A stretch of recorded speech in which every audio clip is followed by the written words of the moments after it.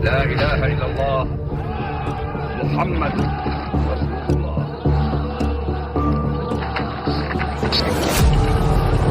يقول رسول الله والذي نفس محمد بيده لا يقاتله اليوم رجل فيقتل صابرا محتسبا مقبلا غير مسلم إلا أدخله الله.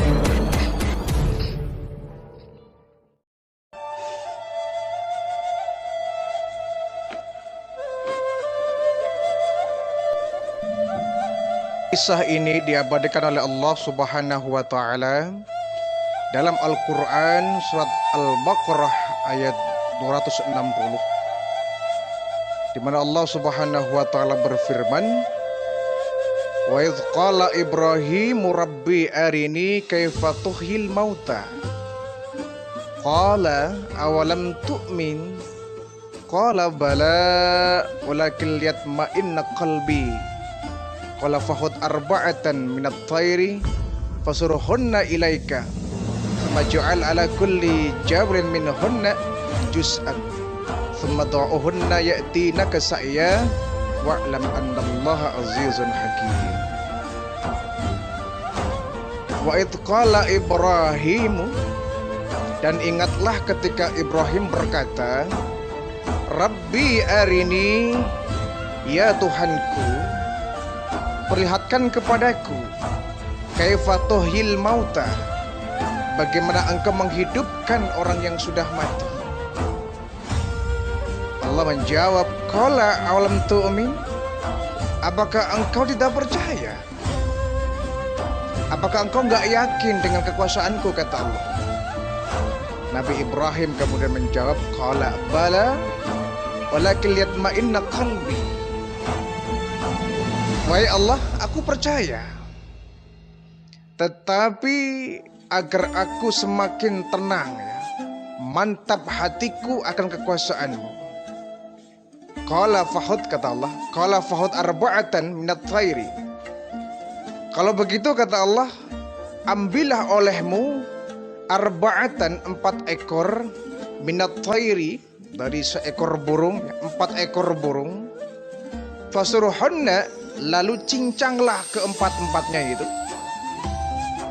ilaika, olehmu wahai Ibrahim, thumma ja'al, kemudian letakkan, ala kulli jabalin, di atas masing-masing bukit, minhunna, dari burung-burung itu, juz'an, 1 bagian, thumma du'uhunna ya'tinaka sa'ya, kemudian panggillah mereka burung-burung itu, niscaya mereka akan datang kepadamu sa'ya, dengan bersegera.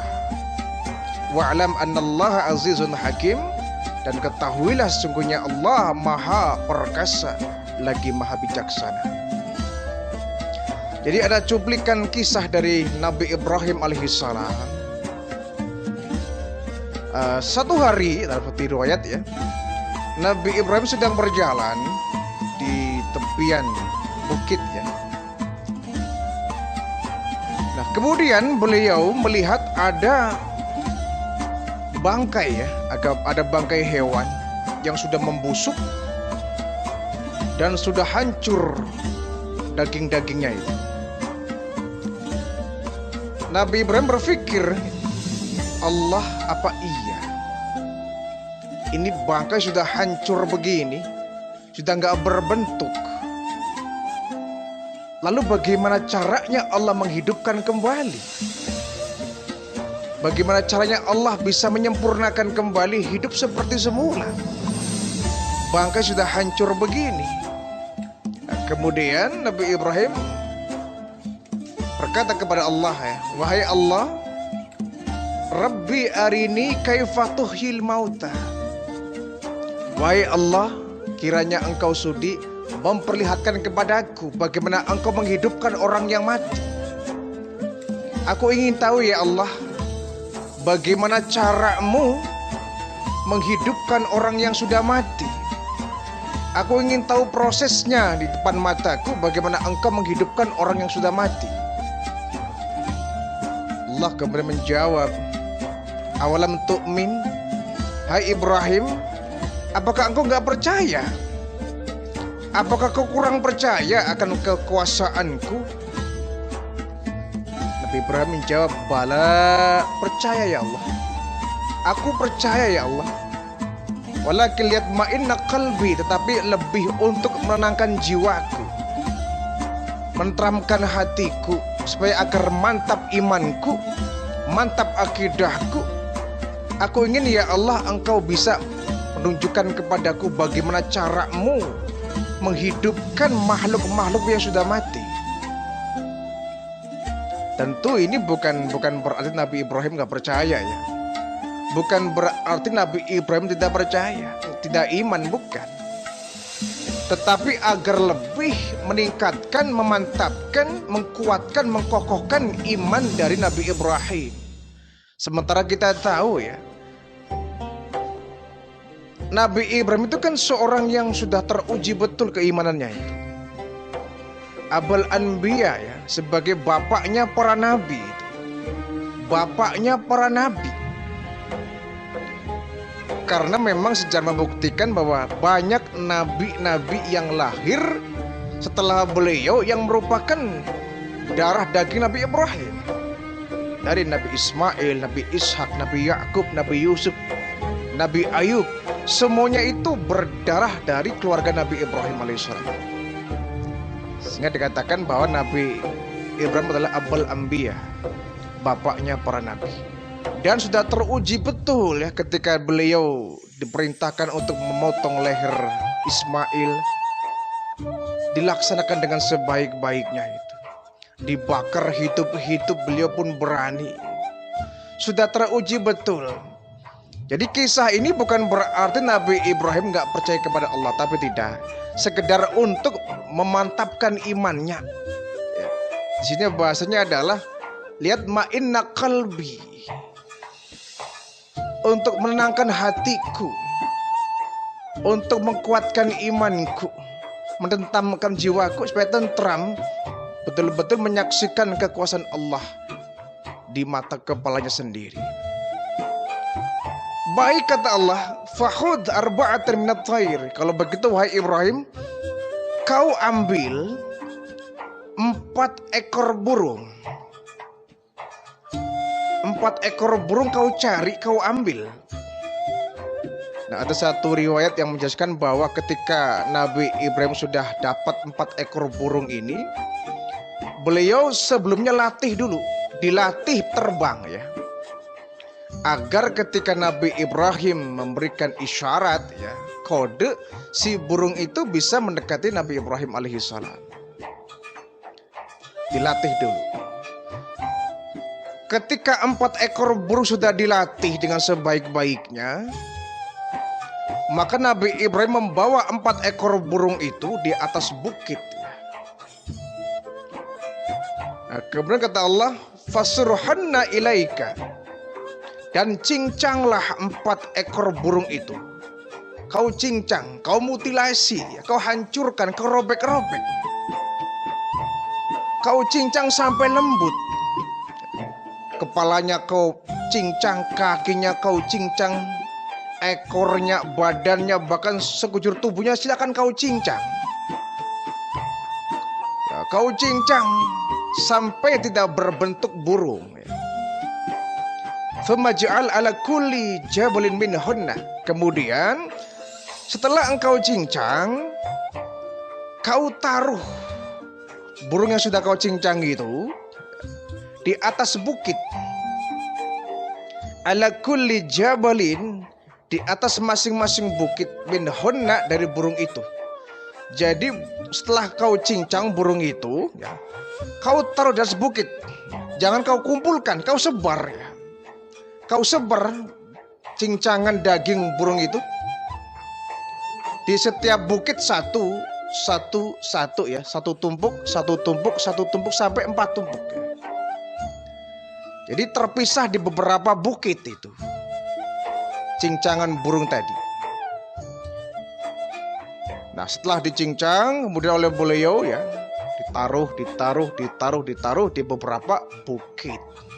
Jadi nggak terkumpul di satu bukit ya, bukan kemudian 4 burung dihancurkan menjadi satu, kemudian ditaruh di satu bukit, tidak.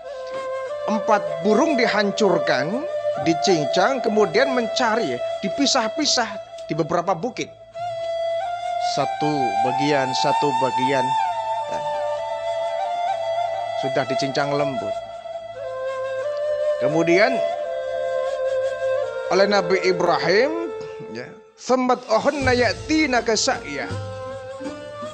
Kau panggil mereka burung itu. Burung yang sudah kau cincang lembut, kau panggil. Maka kata Allah, "Ya'tinaka sa'ya." Niscaya kau akan melihat mereka, burung yang kau cincang akan mendekatimu dengan segera, ya, dengan cepat. Dan betul, ketika sudah dicincang, ya, ditaruh di tempat yang jauh, bukan tempat yang dekat, ya, tempat yang jauh. Ditinggal di tempat yang jauh. Kemudian oleh Nabi Ibrahim dipanggil, "Wahai burung, kemarilah kau. Kemarilah kau." Itu burung yang sudah hancur tubuhnya, sudah tercincang, kepalanya pecah, kakinya patah, bahkan isi perut pun hancur berantakan. Tiba-tiba menyatu, kepala kembali utuh, kaki diutuhkan kembali, nempel lagi. Menjadilah 4 ekor burung yang utuh. Kakinya kembali menyatu, ekornya kembali menyatu, kepala yang terpotong pun menyatu kembali, bahkan seisi perut yang hancur berantakan pun terisi kembali, ya, terangkai kembali. Kemudian terbang burung tadi, 4 burung terbang, ya. Keempat-empatnya ini terbang mendekati Nabi Ibrahim. Kagum betul Nabi Ibrahim, sujud beliau, betapa besarnya Allah Subhanahu wa Ta'ala. Burung yang sudah hancur, sudah dimutilasi, sudah dicincang lembut, ditaruh di tempat yang berbeda-beda. Tapi kalau sudah menjadi kekuasaan Allah, tidak sulit bagi Allah untuk mengembalikan itu. Sehingga burung dipanggil oleh Nabi Ibrahim, datang ke 4 ekor burung ini mendekati Nabi Ibrahim alaihissalam. Sa'ya, dengan bersegera, ya. Tidak menunggu lama. Tidak menunggu, "Hai burung, terbanglah ke sini. Terbanglah ke sini." Kemudian beberapa jam, tidak, segera langsung, ya. Jadi prosesnya begitu cepat. Bagaimana Allah menyatukan daging-daging burung yang sudah hancur tadi. Kun fayakun, tentu, ya. Tidak sulit bagi Allah. Dengan sekejap mata itu burung yang sudah hancur terbang ke 4 ekornya mendekati Nabi Ibrahim. Wa'lam anallaha azizun hakim. Dan ketahuilah bahwa Allah itu aziz, maha perkasa, hakim, dan maha bijaksana. Ini burung, dan tentu itu pun akan terjadi dalam tubuh manusia. Dulu orang-orang kafir di zaman baginda Rasulullah, mereka meragukan ketika Nabi mendakwai bahwa suatu saat nanti manusia yang hancur lulu akan dibalikin lagi. Tubuh kita yang hancur menjadi debu, tubuh kita yang hancur remuk menjadi tanah, oleh Allah akan dibangkitkan kembali. Nah, ini orang-orang kafir di zaman Nabi baginda Rasulullah itu nggak percaya. Mana mungkin Muhammad? Mustahil. Makhluk sudah hancur, sudah remuk jadi tanah, apa ia bisa dibangkitkan kembali? Ini mereka menggunakan logika, bahwa sebenarnya bagi Allah yang seperti itu bukan hal yang sulit. Kita harus percaya, harus yakin bahwa kita nanti, walaupun terkubur di terkubur di kuburan, ya, di alam barzakh, kita hancur tubuhnya, hancur tubuh kita, tulang belang kita pun hancur, tapi dibangkitkan di liang kubur, kelak nanti kita akan diutuhkan kembali oleh Allah Subhanahu wa Ta'ala. Muka yang tinggal tengkorak saja, badan yang tinggal tulang belulang saja tanpa daging, Tetapi nanti kelak yaumul ba'ts, hari kebangkitan, kita akan dibangkitkan oleh Allah Subhanahu wa taala dalam bentuk yang sempurna kembali. Dibangkitkan dalam bentuk yang sempurna kembali tanpa kurang satu apapun. Dan itu bagi Allah tidak ada yang sulit. Allah Maha Perkasa, Allah Maha Kuasa, Allah Maha segala-galanya. Jadi kalau kita memahami kekuasaan Allah, yang dipakai jangan selalu pakai akal ya.